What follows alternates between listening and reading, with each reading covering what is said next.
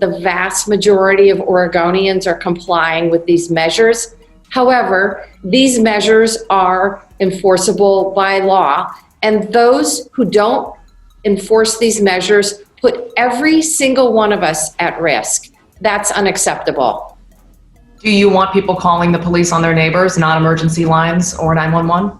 Look, this is no different than what happens if there's a party down the street and it's keeping everyone awake. What do neighbors do? They call law enforcement because it's too noisy. This is just like that. It's like a violation of a noise ordinance. That could be a yes. Yes.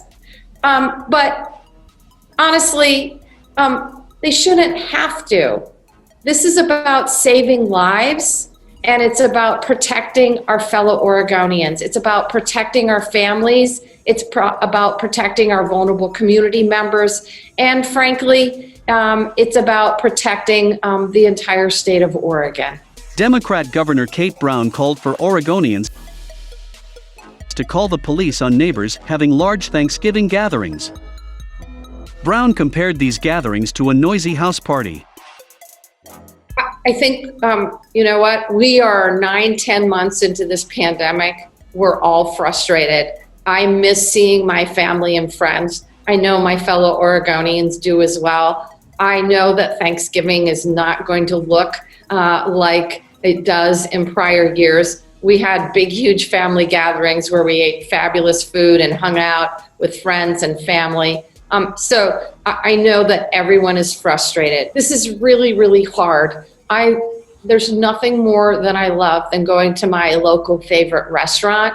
And that's why I looked under every cushion I could to find $55 million for our counties to distribute to their bars and restaurants, their other businesses impacted by these restrictions.